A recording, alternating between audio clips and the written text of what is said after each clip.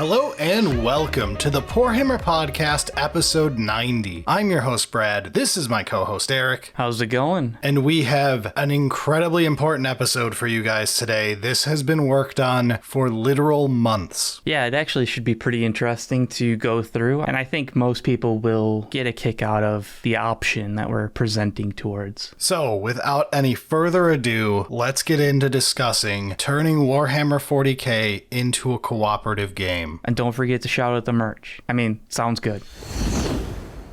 Eric ruined this surprise attack by putting it in the intro, but yes, we need to make a quick pit stop at the merch shoutout. Oh, we're doing a callback to last episode, huh? A pit stop in the race? Damn, that's good. I ruined it by saying damn, that's good, but I have to appreciate that. That was very well done. I'm just proud of you right now, just glowing. But for everybody else, we have a merch store at Orchid 8. There is a link in the description or the show notes or whatever you want to call it. Or you can just go to orchid8.com and go to the thingy and find us and stuff. Yes, that's exactly how you're supposed to sell out. This is why we needed Bricky to do this for us. I feel like I nailed it. Part of the reason we're reminding you this week, though, is we have officially got word that it is going through. We will have objective markers available on Orchid 8 shortly. You guys should be able to go on Orchid 8 right now and smash a pre-order button and it should work and nothing should go wrong. And if it does, blame Bricky. I was going to say blame Borrelio for not cutting it out ahead of time, but we could blame both. It's just not our fault. Whoever's fault it is, it's not ours. Additionally, we also have sexy hats available. You can find those also on Orchid 8. Yeah, for those of you who wear hats. Eric has too much hair to wear hats, so he doesn't understand that some of us require a hat to not have our head get skin cancer. That's true. You do have no hair. All right, we have spent far too long shilling, though. Let's move on to the topic at hand. All right, we've talked about the idea as a co-op in 40k, but what are we actually talking about, Brad? What's the quick elevator pitch, the 5-second, 15-second, 1 minute pitch? Okay, so for those of you who know Magic the Gathering and know obscure formats that haven't been relevant in 10 years. Oh no. There was once a format called Horde Mode. I have recreated this within Warhammer 40k. For everyone else in the audience who is not 35 years old and doesn't play silly card games that have ruined themselves over the years, I have transferred all of the great parts of Call of Duty Zombies mode into Warhammer 40k with the help of a lot of people. That's such a better pitch than the Magic call out. Horde Mode makes more sense with COD Zombies in 40k. It's the better elevator pitch, but it would be disingenuous of me to pretend that I've played COD Zombies for longer than very basic research for this, more than I've played any obscure format in Magic the Gathering, which I have a bajillion hours in. Yeah, something like that. So the idea behind this mode is to take a fundamentally PvP game and turn it into a PvE game. Just a way to get drunk with your friends, not get in any fist fights, maybe. You really shouldn't, but yeah. I added just enough spice. There's just a little bit of that werewolf kind of aspect of secrets. It's not that insane. It doesn't go full werewolf. But it's got a little bit of the spice. An important part of this was to add minor bits of friction. Yeah, but overall, it is absolutely co-op. It's you against the Horde. Yes, you will not be shooting each other. You will be teaming up together to defeat my wonderful AI. A big part is there isn't an enemy player. It's an AI basically. And the best part of all of this is this format is free to play. You can go down into our show notes or description or whatever you want to call it right now and grab the instructions on how to play this. You can go hang out with your friend group and play this right now. I mean, we kind of encourage it because we want to hear feedback and potentially fine tune it a bit more. Yes, the entire purpose of this is to be a free community driven format for a co-op version of 40k. Because of how 10th edition is structured, I was able to pull that off. Yeah, so I think that's a pretty good elevator pitch, and we can move on to the actual rules on how it works. But I guess before we really get into the meat and potatoes of the format, do you want to talk about why this even exists? Okay, yeah. So let's do a quick how this got made in the first place. So Eric hasn't play tested this yet. However, he was a major part of the actual early design of what you're all going to see. I mean, yeah, this has been quite a while in work. And it's only recently that it's been solidified enough to really playtest. Yeah, so a while back, like mid 9th edition, I had jumbled around ideas for different ways you could adapt 40k into other types of formats, because we come from Magic, where there are a million ways to play with those cards. There should be a lot of ways to play 40k. There isn't really. It's gotten much better recently. One of the things that triggered me into taking this seriously was when we started playing boarding actions at the end of 9th. Boarding actions really did show the possibilities. It takes all of the rules that 40k has, adds on essentially 4 pages of instructions, and turns it into a different game. Yeah. Nailed it. That is what a format should do. So then I was like, all right, it's the end of the edition. We know that 10th is coming. I want to like buckle down and try to think a way through doing a co-op version of 40k, because we had played the basically two-headed giant for Magic nerds out there, the 2v2 mode of 40k plenty of times before. It's a very fun way to play for like holidays. Great when you get the friend group together. Yeah. But I was like, there has to be a way to turn this co-op, especially because like my wife does not like playing against people in games. She will play with people. She likes cooperative games. Playing against each other, she knows she has issues with getting a little salty. She doesn't like you competing against your friend, all that aspect. It's not competition that is the problem. It's competition against another person. So if you can competitively go against another entity, that works out well. And it's specifically direct conflict that I think she has the most problem with. She likes games where it's like,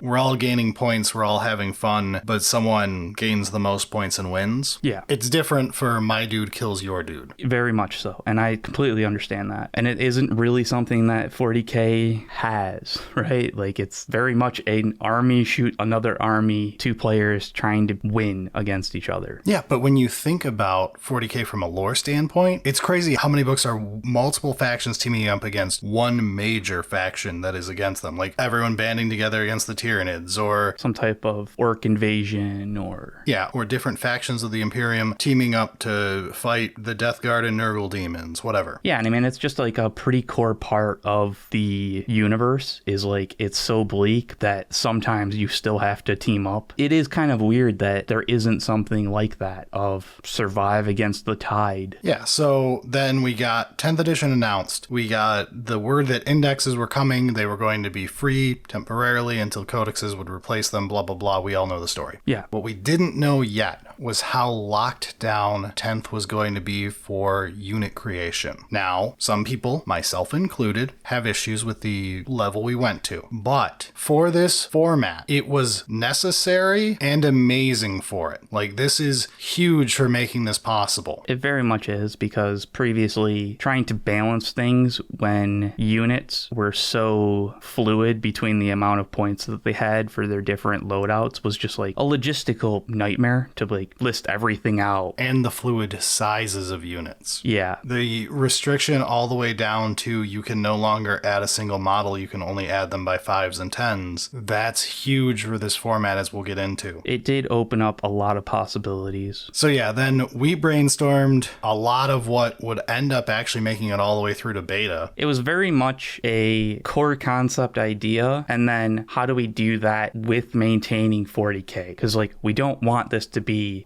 sort of kind of 40k. It's like, no, these are 40k rules with some extras to make it fun for this Horde mode. And then I got through July hitting this hard, only to get to a certain step that utterly defeated me. Yeah, I mean, logistics, as nice as they are at the moment, with the possibility that 10th has given us, does not mean that it was easy or quick. So then it went on the back burner until I realized I could just get a bunch of patrons to do all the work. Which several patrons helped out.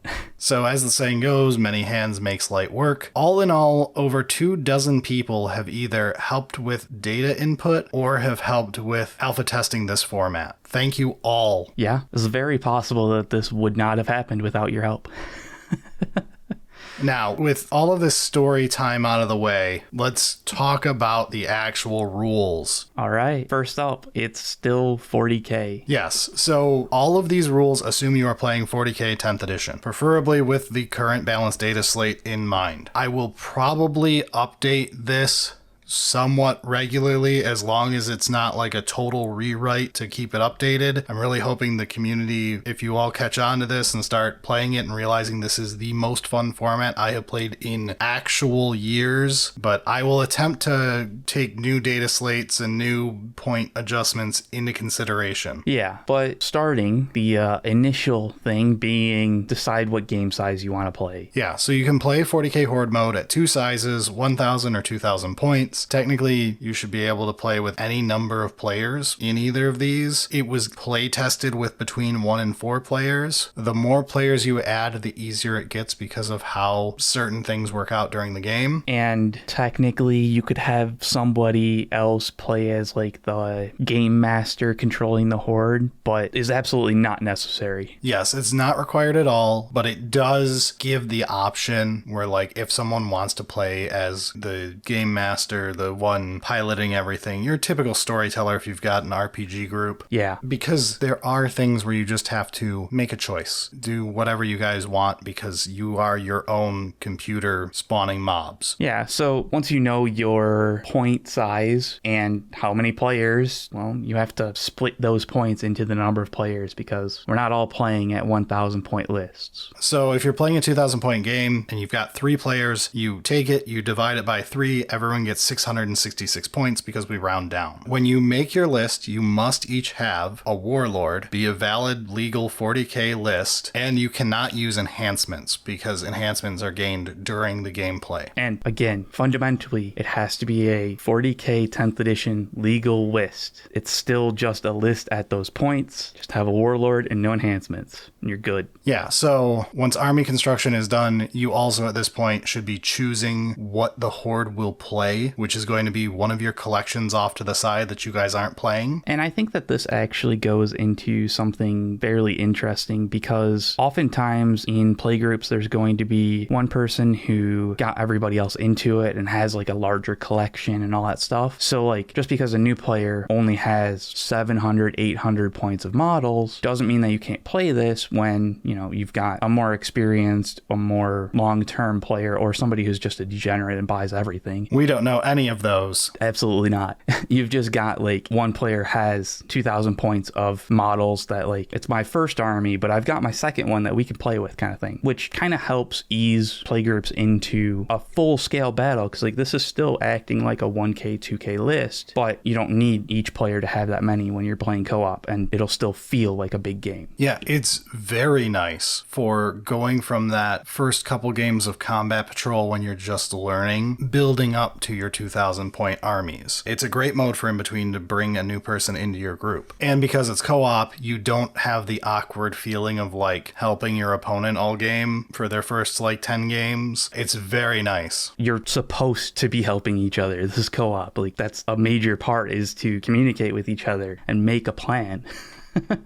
Yeah, and just because the players are playing an army doesn't mean the horde can't also play that army. I would say a minimum requirement for the horde is after all the players have their list set up, find any army you guys own that has roughly twice the amount of points available for the game size you're attempting to play. So if you just have a spare 2,000 points of Space Marines from Infinite's combo box sets, that would be enough to play this at 1,000 points. There is also the possibility of like, oh, we don't have enough, but like, oh, we've got some extra models here and there that's a different faction, we'll just toss them in as well. Like there's ways to do it, but that does go a bit further into the actual like tables that the patrons helped put together. But before we get into that, talking about how like the actual play area, the table is going to be set up. Once we have, you know, our players have decided these are the factions, that's the horde faction, and these are our points. Sure. So once everyone's lists are all figured out, we're going to set up the game. It's going to sound remarkably similar to playing a normal game of 10th. You're going to choose your deployment zone setup from anything within the Leviathan mission pack, but for ease of use, only use Dawn of War or Hammer and Anvil until you're trying to experiment. I would definitely use those two as like the start, and then once you want to branch out into some experimental things, go to other ones. I like the new triangle deployment thing, but it is awkward to set up spawn zones. It's possible, but like for now, stick to Dawn of Warhammer and Anvil until you get familiar with it and you want to get crazy. Yeah. Once you've got your deployment zones, put down the objectives just like it tells you to in those missions. You will need them. They are core to the game. And then figure out which side of the board is attacker and which side is defender. And obviously the Horde is the attacker. Yes. So then you go onto the attacker side of the board and we're going to set up what are called spawn zones. The Horde will, in its deployment zone, get a marker in each of equal area spawn zones. You get 2 of them at 1,000 points and 4 spawn zones at 2,000 points. Guess what these are going to do? Yeah, they're maybe going to spawn the Horde. But it is one of those that like try to make the zones as equal as possible. Some deployment zones are going to be a little bit trickier than others, but split it up evenly into 2 or 4. Which again, this is why Hammer and Anvil and Dawn of War are important because they're big rectangles. We all know how to split a rectangle into equal parts. Mostly. If you can't, that would explain a lot of the rules questions I've seen about 40k. Got them. Yeah, then just continue setting up the board as expected, except terrain's only in Horde and No Man's Land. You do not put terrain in your Defender's deployment. Yes, this is by and large a narrative game mode. We use match play rules for balance reasons, but the board is not set up for a balanced game because it's not a balanced game. No. Have you played COD Zombies? There are not an equal number of players on both teams. No, very much not so. And there's always, because this is a narrative thing, you can add your own like twist of like, oh, you were caught out in an ambush or something like that, so you didn't have any defenses set up. Something like that. Yeah, but the main point of this in gameplay is so that you feel naked and undefended at the beginning of the game, and you feel like the Horde is defended at the beginning of the game, and then you slowly sculpt the battlefield over the game to reverse this. As you would build up your defenses in COD Zombies or whatever else, same deal. Same kind of concept. So once you've got the terrain set up, well, then place your player units on the board or in reserved as 40k rules tell you to. Yeah, we just skip over placing attacker units because they're handled after this. All right, once you've got your units placed as expected, then you gotta shuffle some very unique and interesting extra bits. So we've got 3 decks: the Misery deck, the Secret Objective deck, and the Secondary Mission deck. Shuffle them, put them to the side. They're gonna be used pretty soon. Yes, and then you have to make a final choice, which is, are you going to choose to play 5 rounds or play until you all lose? Wow, that sounds fun. 5 rounds is what we recommend. It's what it was designed for, but there is a certain faction of people who really like the let's play until we die mode. Sure. All right.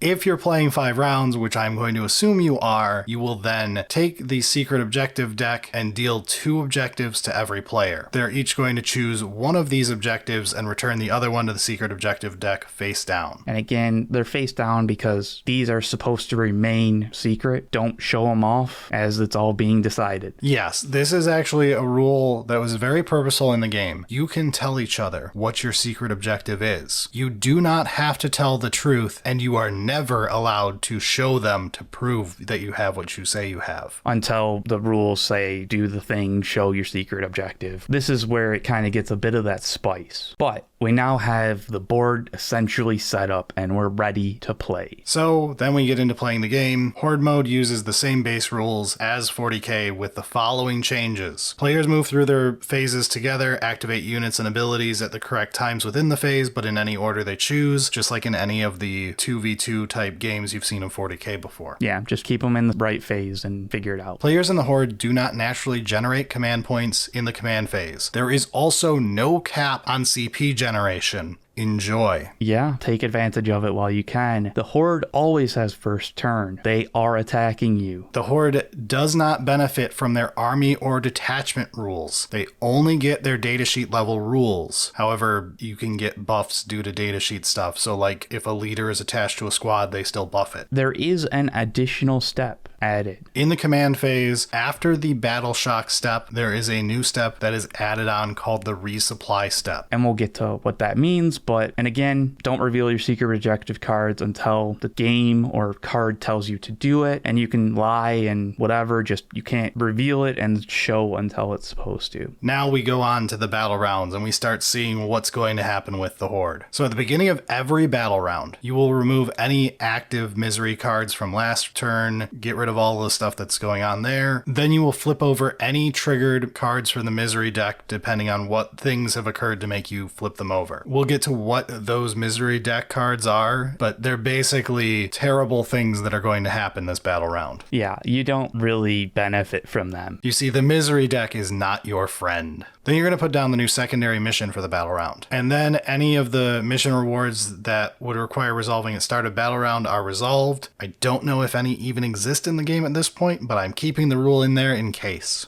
Fair enough. I don't remember if there were. There might be in the future, though. So, yeah, future-proofing. And then we get to spawn the Horde. Which requires a whole extra explanation, but we're going to continue to skip it for a moment. Because there are changes in Battle Rounds 3, 4, and 5. So in Battle Rounds 3 and 4, you add 1 to the spawning roll result, and 1 misery card is revealed for this battle round. So no matter what other things told you to reveal a misery card or not, you will reveal 1 base misery card for the turn for the battle round on Battle Rounds 3 and 4, but Battle Round 5 ups it to adding 2 to the spawning roll results and revealing 3 misery cards at once for the final battle round. It gets real. So then at the end of the battle round, all of the revealed missions are resolved. Failed missions will trigger their fail cases, successful missions will give their listed rewards, any misery cards that are related to these results are added on to next battle round's total. And then we get to the unique currency of this game, which is your reinforcement points. Reinforcement points are how you buy everything. This is the currency to unlock and upgrade your army so that it's not just downhill. So you get reinforcement points at the battle shock step of the command phase when primary objectives would normally be scored in a game of 10th edition. You instead count up each objective marker controlled by any players. For each objective marker owned by the player's team, every player receives 1 RP. So you don't have to fight each other to control objective markers to gain the RP for the team. This is cooperative.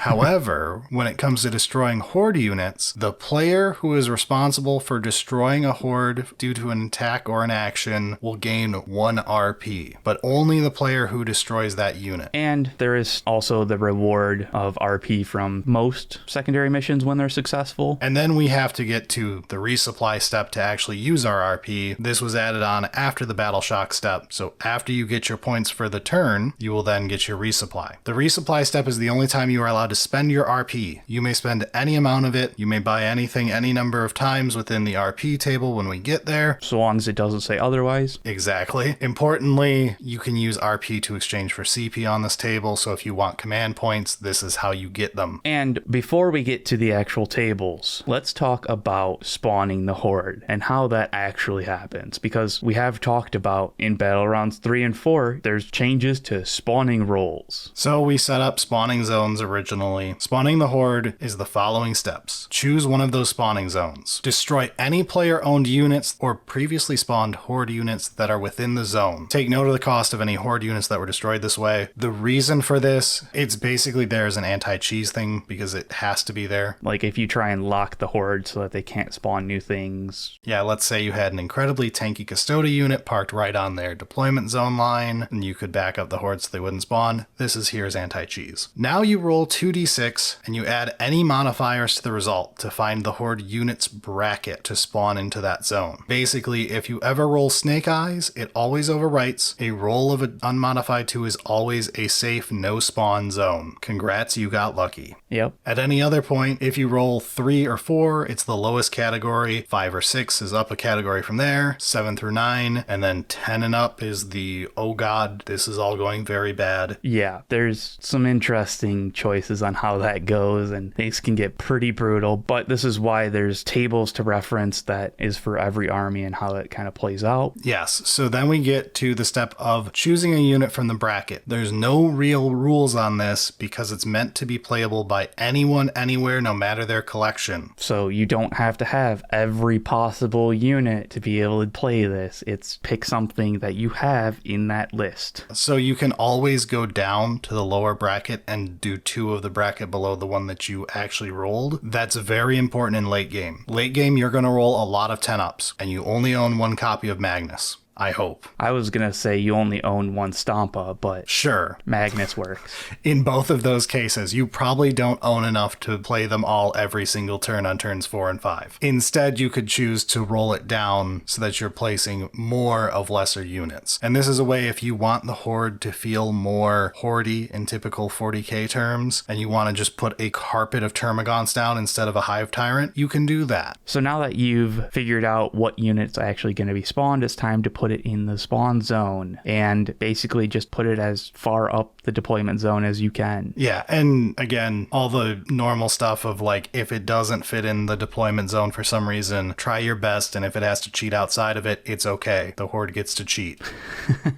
Importantly, that unit does not count as entering the battlefield this battle round for any rules purposes. You cannot try to overwatch it coming into play. You cannot try to do any fancy stuff. It just has existed there since the beginning of the game for all rules purposes. This is to stop a lot of weird edge cases. It just cleans things up. And then the final step is we just repeat the process for the next marker. When you're doing this, the way we were fast rolling it is we would just point to a zone, roll the dice, remember which bracket it is, point at the next one and get them all so we knew all 4 of them, and then we would go over to our spare army and place them all into play. And again, this is one of those do what you have available kind of thing. It doesn't have to be exact specifics. If you don't have one of the tiers, you can go down a tier and double them up and figure out how to make it work essentially with what you have available. So at this point, we basically have the board set up. We have an understanding of how the Horde shows up, but we need to have the AI, as you were calling it, of how the Horde actually plays so that it's not somebody in control of it.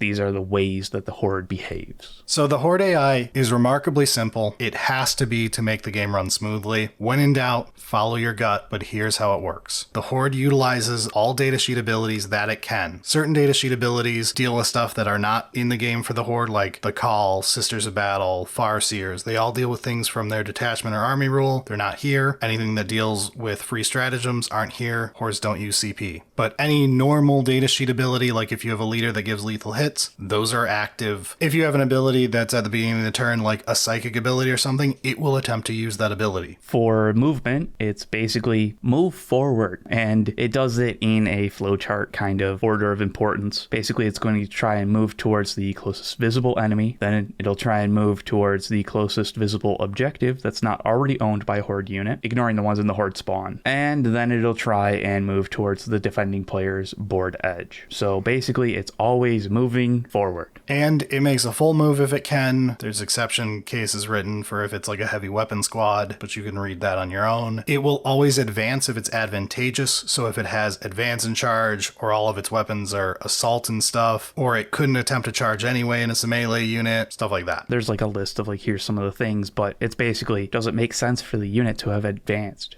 Do it. And then in the shooting phase, the Horde always shoots. It always shoots the closest legal target. And then in the charge phase, it always attempts to charge, but it only charges if it has a weapon profile better than like close combat weapon equivalents. And that's basically just to stop the dumb things like Tau charging in. The Horde is not smart, but it's also not that dumb. It has to play to the army's playstyle, or it would be a cakewalk to play against Tau. And it also wouldn't really feel like you're playing against Tau or that type of thing. So it works out of charge, but with the exceptions. And then the Horde will also always stay in combat if it's already in combat, unless it has fallback and shoot or fallback shoot and charge for some reason. If it has those, then it follows rules for that. And that's basically it. Yeah, that makes a halfway decent, simple opponent. It's not going to win the next GT, but it'll be enough to keep you on your toes, especially at the rate they spawn at. There's no real strategic thought behind it, but it's relentless, essentially. Going back to COD zombies, the zombies aren't going to win a Nobel Prize, but they just have to go towards you and attempt to bite you, and that's good enough. Absolutely, it is good enough. And it also gives the player some ability of strategically using these rules against them, but we'll get to that. And everything we just mentioned is a long-winded way of saying exactly how to play the game. Now, how do you win?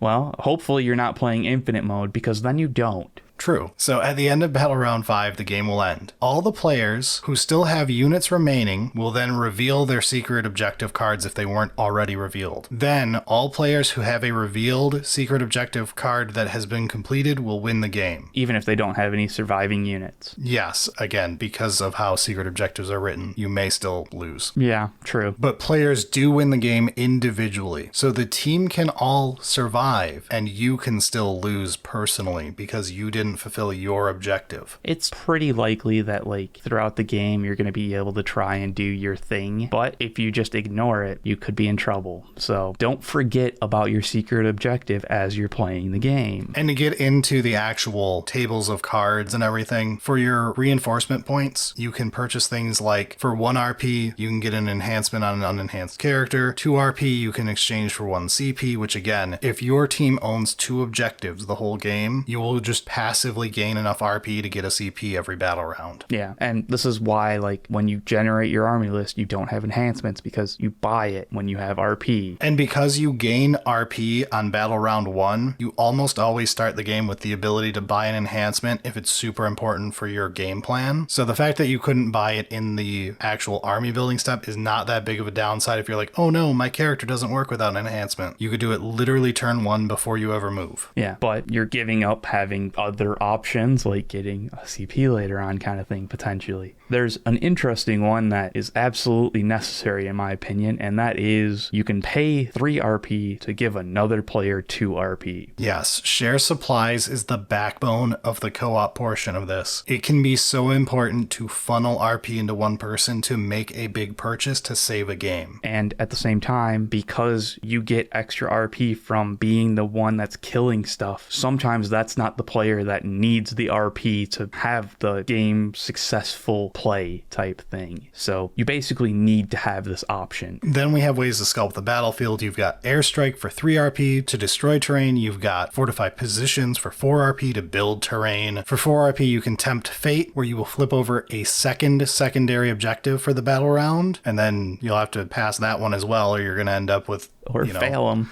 Yeah.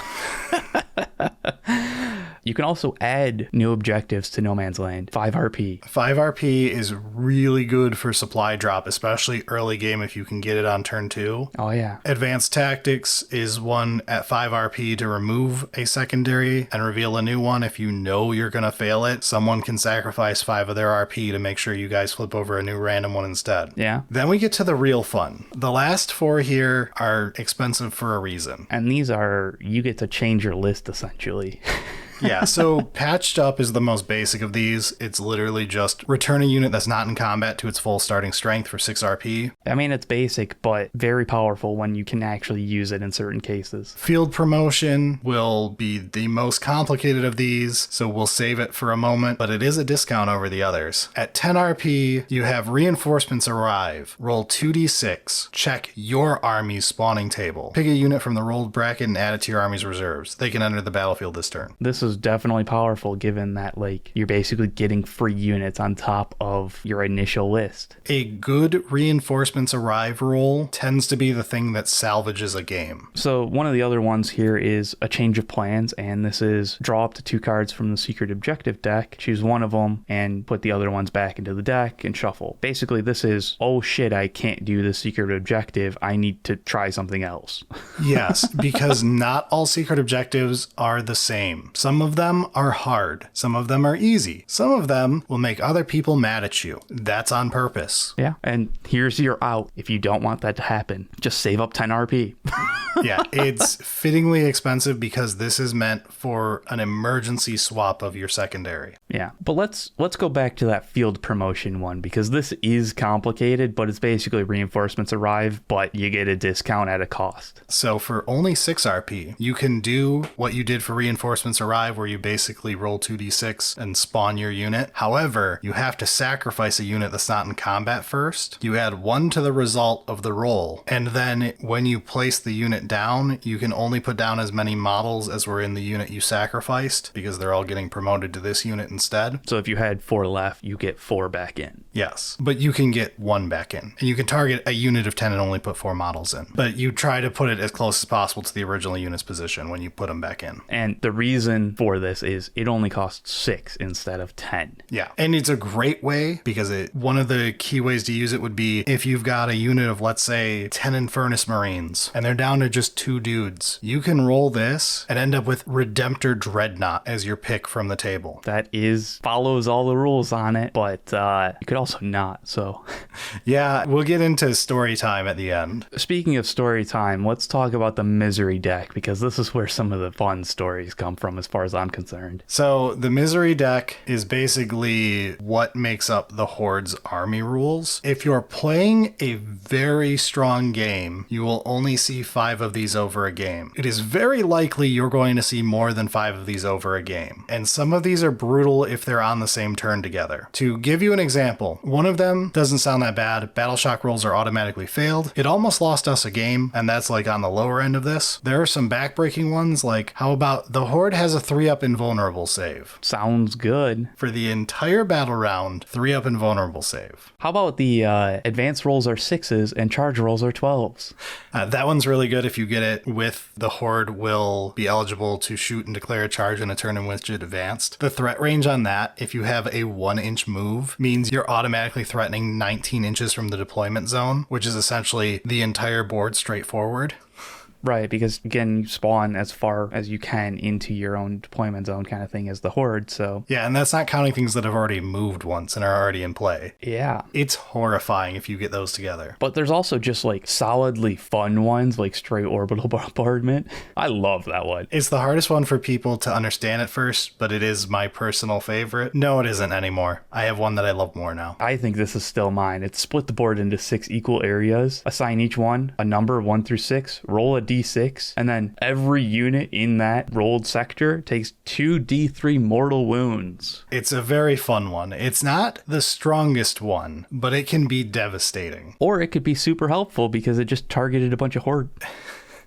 My favorite one has become a worthless sacrifice is what the current name of it is, because this one can cause friction between players, which I think is important in this co-op mode. Yeah, that's fair. The players discuss and then secretly vote for a player unit to be destroyed by the Horde. If the result of the vote is not unanimous, randomly choose a unit to be destroyed from among all of the units that received at least 1 vote. So if you guys can't agree on something, something dies at random. That's definitely going to add some friction if your thing was killed when you're just feeling like, hey, how about we just go with the easy thing that doesn't really matter? This is definitely a backstab option.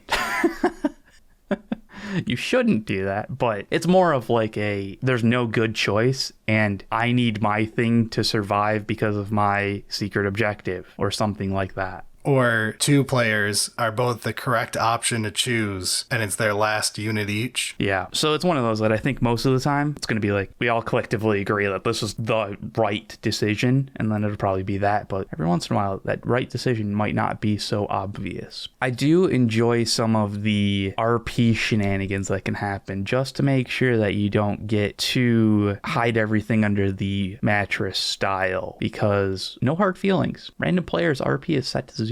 GG. That one is great for story time when we get there. Oh, yeah. So for some example secondary missions, some of them are very simple. Things like, if any units are battle shocked at the end of the battle round, this mission fails. If that one passes, you get 3 RP each, and you get -1 to the spawn roll next turn. But if it fails, you get 2 extra misery cards next turn, and +1 to the spawn rolls for the turn. There's also things like clear the evac zone. So if no Horde unit is in the defending player's deployment zone at the end of the battle round, you succeed and gain 3 RP. If you fail, the reinforcement arrive is removed from the RP purchase table. Damn. So this is where we started getting into, during the alpha and beta testing, we started doing non-RP and misery card rewards and fail cases, and some of these are incredibly fun because of it now. The one I'm most proud of at this point is actually the one that we currently have called Establish Orbital Comms. In your shooting phase, select a unit within 6 of center of the battlefield that's not battle shocked,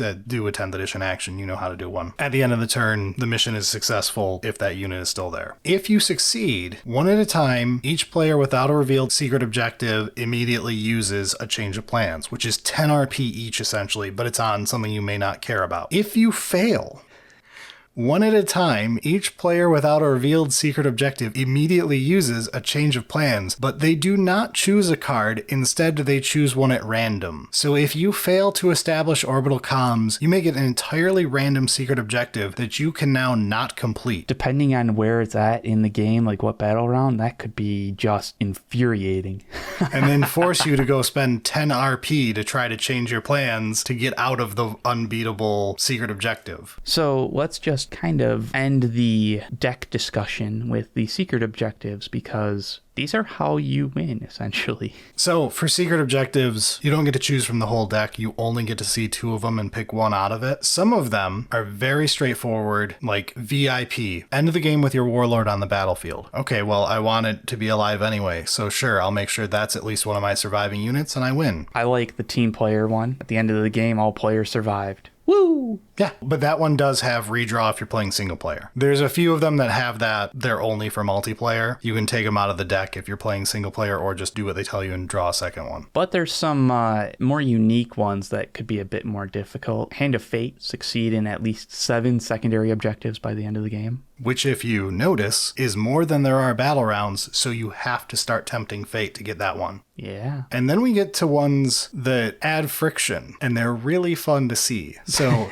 you could say, guys, I have Hand of Fate, that's why I'm tempting fate every turn. In reality, you have Saboteur. At the end of the game, have at least 2 secondary objectives that were failed over the course of the game. Which, I mean, you really don't want to fail secondary objectives. Those fail cases can be brutal and backbreaking. But it's hilarious to disguise yourself as the Hand of Fate and flip over Saboteur at the end of the hard-fought game as the only survivor. Yeah. There's a couple others that are great for friction too. Like 2 birds, 1 stone, potentially. 2 birds, 1 stone is the opposite of team player. It's at the end of the game, have at least 1 player that did not survive. That's potentially friction involving. The one that I think is the most is Pure Spite. Reveal this objective after another player's warlord is destroyed. That is hilarious. Dude, go charge that thing. I'll back you up and we'll take it down. Yeah. Hey, why aren't you charging?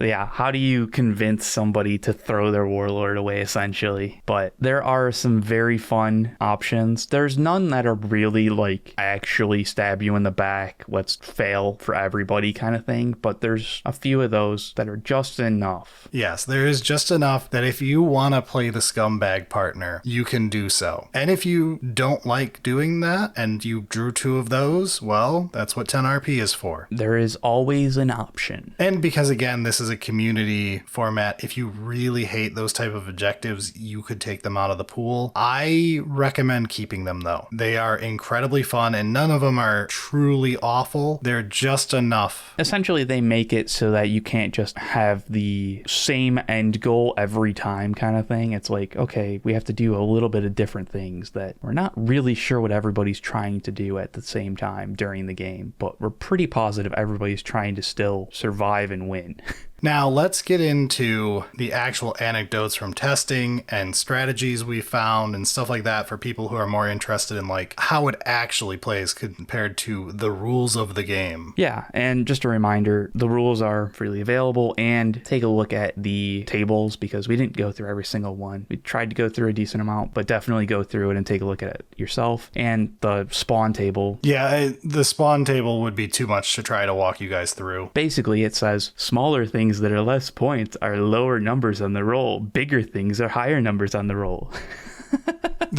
For a last thing, in the spawn tables, it has the reminder there. If there are units missing in this table that you wish to play, the general layout is the 3 to 4 rolls are 75 points or less. The 5 to 6 rolls are between 80 and 170 points. The 7 to 9s are between 175 and 295. And the 10 plus is 300 or more points. And that's roughly. Yes, some stuff got moved around, but for the most part, that's where everything landed. You can play anything as the Swarm. It should all work. Knights is rough because there's so few things and they all fit in the same brackets, but you could technically try to make it work. I would try and say stay away from the Knights, but at least for your first attempt. Yes, it is technically possible. Probably skip it on your first try. But that said, take a look at them, and we'd love to hear feedback. So like when you guys hopefully end up trying to play this, we will read comments, and we also have an email. So let us know, and maybe things will be updated. We'll see. Yes, please tell us if you play this format. Please, please, please. I want nothing more than feedback. And it doesn't have to be this like well thought out game design oriented thoughts. It can just be like, hey, this is the story that happened once, and we'll try and figure out what that means.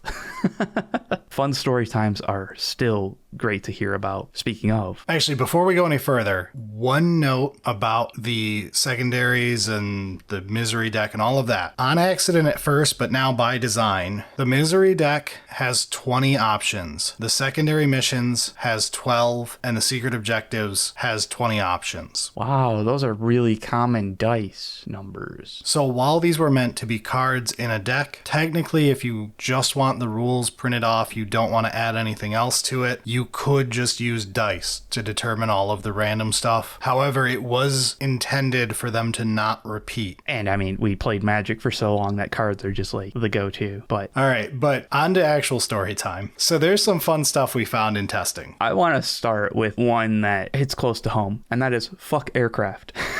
Yeah, so I have a warning in the actual rules. Aircraft are in the spawn tables. You should not use them except for as a last resort. Yeah, they're only there for complete sake, but fucking aircraft are shit in 10th edition, and they're not saved by any of the Horde rules. Yeah, Horde rules are actually making them worse. Do not attempt to play with aircraft unless you have no choice. I left them in there because I didn't want people to be like, you forgot all the aircraft and I only have aircraft. But like, don't do it. Very much don't do it.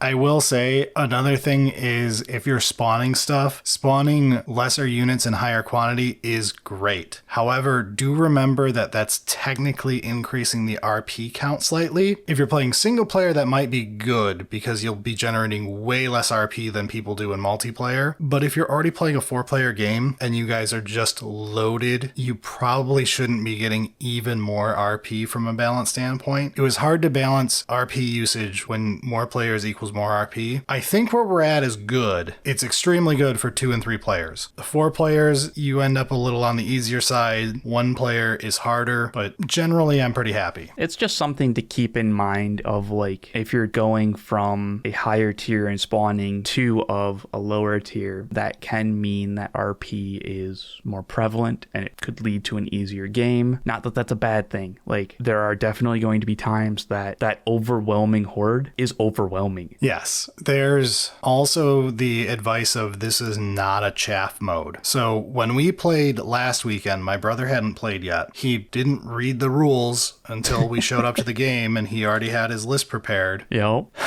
Which, to be fair, you didn't give him some of the advice. No, but I did tell him to read the rules. It's true. So anyway, he brought an all chaff clearing list, thinking that he was going to play against nothing but Hormigons. Horde mode is not horde in 40k terms. It is an unending wave of units. Those units don't have to be small. No, and in our game, he ended up fighting a lot of monsters on his side of the board that he was defending.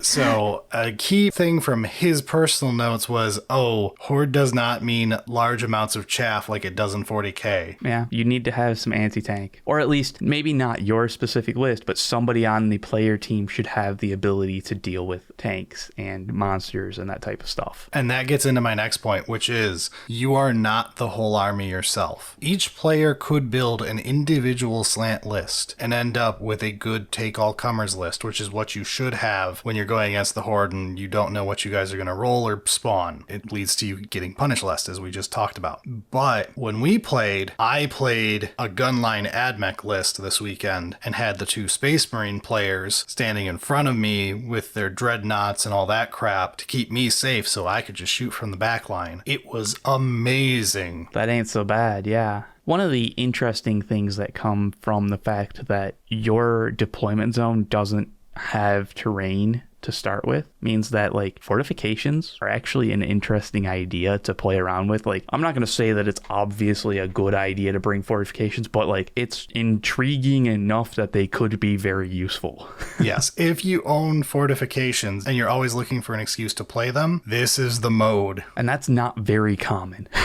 Like, fortifications are generally ignored. That said, mobility is required. That was part of the secondary objective design, and one of its goals when I was making them is to make it so it is not a sit there and castle up thing. You have to get out to mid board. You're going to have to spend a lot of time bullying on mid, fighting them in melee, all of that to keep your RP flow coming and to deal with secondaries. And part of it being like some of those secondaries, you go out into the middle of the board, and some of them are like, no, don't fall back. Like, you can't like run away essentially. So like get stuck in or face the consequences. So yeah, mobility is absolutely beneficial, and it is also going to let you actually play strategically, because there are ways to abuse the AI of the Horde, because it's one of those, like, if you want them to go after one of your units or to get off a point or something like that, you just follow the movement priority down the chain and go, oh, if I just move my things over here, they're going to charge towards me and leave one of the objectives or something like that. So absolutely, mobility is going to be nice. So let's talk about the RP table for some extra spice. All right. These were things discovered in our alpha testing with our patrons. The first one is pretty obvious. If you're playing multiplayer with like 2 or 3 players at least, you should always have somebody on duty playing Tempt Fate every turn. If you think you can pass 2 secondaries a turn, there is none of them that are worth less than 4 RP if you're playing multiplayer.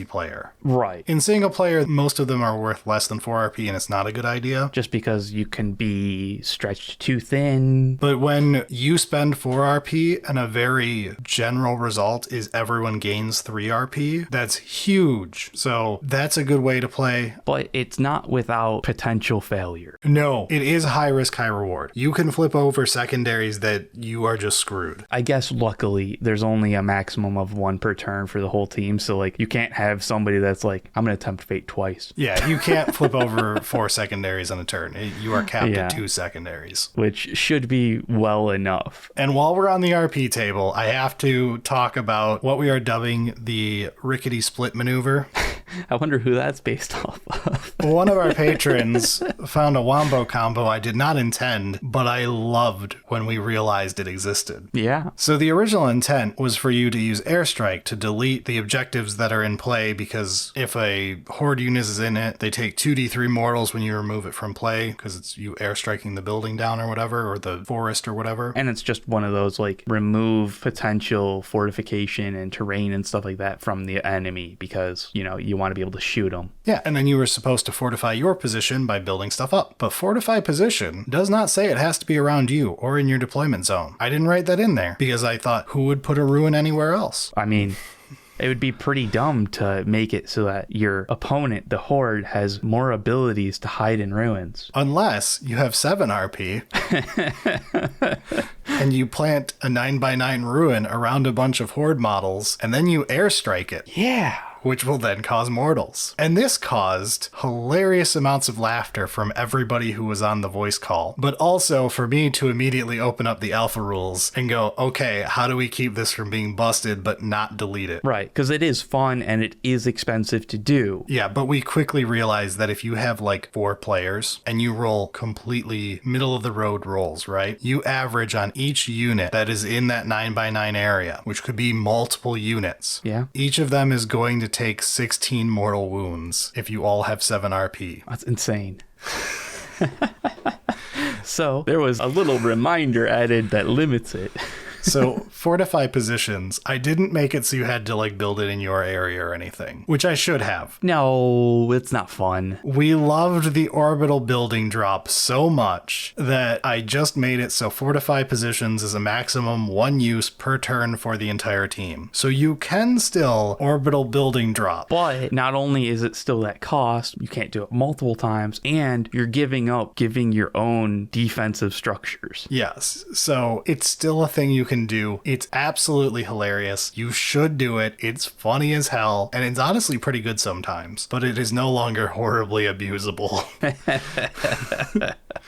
Yeah, I think we did a good job of shoring up some of those things. There is a lot of intentional little things in here. One of the key parts is for successes in the secondary missions. I used random a couple of times. Yep. This gets into a story from our own game this weekend. One of the secondaries is study behaviors. You just, at the movement phase of the player turn, you choose a random horde unit. That unit, if it takes any wounds this turn, the mission fails. So you have to keep it alive to study it until end of turn. Yeah, and not just keep it alive, you have to keep it perfect. If you succeed, everyone gets 2 RP, huzzah, and 1 random player will save this card. They can discard it to nullify 1 misery card. It's pretty strong. The reason it's a random player is so you don't all fight over it and then it takes the rest of the night while you all figure out who has to hold it. And at the same time, it's like, fucking hell, like, we're all on this together. Come on. But the reason it's specifically 1 person is so that that 1 person controls its usage. Because not all misery cards are treated equally. No, it very much is like some of the misery cards are so bad that you're like, any player is going to use it on that. But some of them are like, nah, not really a problem for me. So to set this up, my brother had Benevolence, which is the secret objective of he has to use share supply 5 times, which is 10 RP, and he wins his secondary. He had stored up 6 or 7 RP, it might have been 8, whatever. He had a lot when we started the battle round, because he like went off last turn, we got our 2 secondary objectives, everything was hunky-dory. He had a ton of RP on him. We flipped over no hard feelings, which is 1 random player's RP is set to 0. We then rolled to see who it was, and it was my brother. He was pretty mad about that it randomly landed on him. And he was like, of course it landed on me when I was set up to win my secret objective. Well, shouldn't be sitting on that. You gotta invest. He didn't really have a choice at that point, so... Had he been sitting on more, it would have been more painful. But the real fun was a turn later when I mentioned that I still had that card. Which I was saving for Battle Round 5 because my plan was, we're going to reveal 3 misery cards. I can get rid of the worst one and we can survive the other 2. Right. Which is a solid plan. Absolutely. But from his standpoint, it was a, how dare you not use that last turn to save all of my RP, you dick. Yeah, but again, like... He could have been lying about that benevolence. He could have, but he probably wasn't. And more importantly, I could have said, hey, you have to use all of those on me and I'll nullify this for you. True. But instead, it was more fun to just let him rot and realize later that I had let him rot. Let that random really dig it in. So that's why random is so important sometimes. It is. You gotta make sure that someone is in charge and that it can cause just a little bit of fun later. Yeah, it is enjoyable, and I expect that there's a decent number of those kinds of things that just happen, even when, like, generally that isn't the point, right? Like, most of the time it's just so that, like, things flow smoothly. You know, the gameplay is following a progression and nobody's got questions kind of thing. The rules are solid, but every once in a while, those add a bit of story. I love that. And one of the other things, while we're on secondary missions, paint targets is one of them, which is the don't fall back one because you're supposed to be painting the target. If you fail, it automatically tutors up stray orbital bombardment no matter where it is in the discard or in the deck and plays it. Hell yeah. That was one of the ones that I thoroughly enjoyed when you were brainstorming it, of like, you're supposed to be able to use a free airstrike because you painted the thing that you want to get blown up, but when you fail, it just strikes somewhere anyways. And that was the original intent. So when you passed, a free use of airstrike was given to a random player. If you failed, stray orbital bombardment. But because of the orbital building drop, I added on 1 free use of fortify positions is given to a random player as well to the success. So you get the wombo combo. Yeah.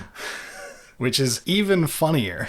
So some of these evolved during the alpha testing, and I am very happy with where we're at right now. I'd love to do even more refinement as people play this, give us feedback, and there's minor things I'd love to tweak. Maybe there's really boring secondaries or really boring secret objectives and people think of really great ones. I prefer to keep them somewhat simplistic. Recover the Lost Relic is simple, but is like 2 paragraphs of text because for some reason we forgot the word action in 10th edition and we can't just write do an action anymore. Yeah, there are definitely some of these that are like, wow, that's a lot of words. But then like once you read them, you can understand like, oh, it's actually pretty simple. It's just rules be complicated. Yeah, I did try to be wordy for the sake of making things make more sense. Like if you have to figure out the corner case. And if there's a corner case that comes up that isn't strictly written out, figure it out between the group. It's a co-op thing. And one of the cool things about this format is it can evolve as the game evolves, kind of thing. Like there are tons of other ideas that we can have for RP and misery and all that stuff. It's just, this is what we're starting with, and maybe in a year or two we'll switch it up and we'll add some different RP tables or something like that. But this is a pretty good starting point. I will also say this is great as a group experience, even when you're not the one playing. I have had more fun watching people play games of this while I was working on other stuff, just because I was trying to get feedback on how the format was going, and we would end up in tears laughing. This is a very fun format that leads to hilarious moments and like great skinnier teeth victories. All the wonderful things you love in games happen in this format. I really want you guys to give this a chance. I really want you to go out there and like share this with people, and hopefully it gets traction, because like a lot of work went into this and all I get out of it is the joy of knowing people like it. And I really think you'll like this if you give it a shot. Yeah, I'm super excited to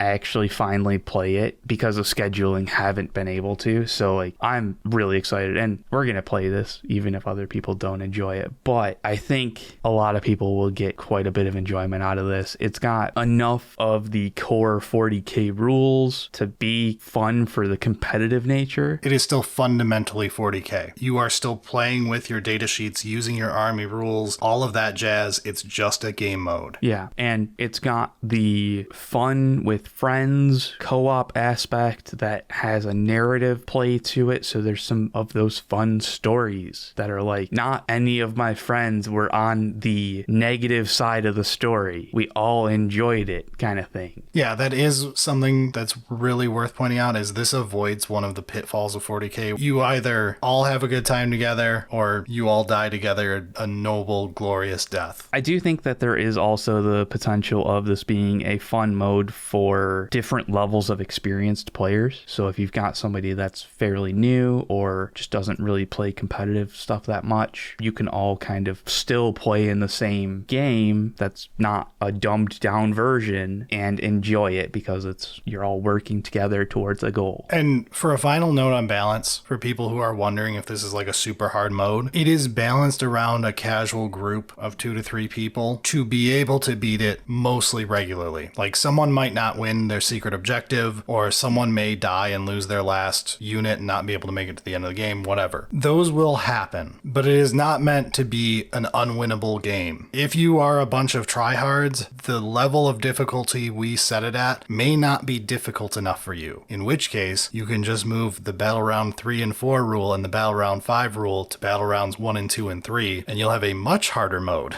Yeah, it is definitely something that you can tune to your difficulty that you want. I mean, you could also just add extra to the spawn dice. Just be like, we're just going to add 3 to the spawn dice roll. Yeah, but the difficulty as it stands is meant to be challenging but beatable for normal casual 40k players. That was part of our alpha testing, was to figure out where we should be at. It's not based on make the most optimal list. It's have some ability to deal with a bunch of chaff, have some ability to deal with tanks and monsters, have some mobility, like have these options, but you don't need to have the best of the best, strictly awesome, I'm going to take this to a tournament list. Yeah, we took some very dumb models with us. People were taking fortifications with them, like... Which seems reasonable, like, and that's fun that we get to have those types of models, but at the same time, that means like if you're going to go full try hard, this might be a little easy. It's easily balanced though if you want to make it more difficult. Yeah, again, get out there, enjoy it. Thanks again to all of our patrons who helped. And if you want to support us, stuff like this is free. We do this out of love and quite a bit of selfishness because I wanted this to exist, but it really helps us keep going. And, you know, keep Borrelio fed if you guys do help us on Patreon. Or buy some of our merch on Orchid 8. True, but however you want to support us, please consider doing so. It helps a lot. I don't normally shill out for us this hard, but like a lot of work has gone into this. And honestly, if you can't monetarily support, that's okay. Don't put yourself in problems. Put some comments, send us an email. Like, let us know that you actually paid attention. Share your stories. Share this format with others. Play it. Have fun. Build this up as something real. That would do more for me than the monetary support, honestly. It very much would. If you can support through getting 40k Horde Mode to actually be played by others so that people enjoy it, I would die happy.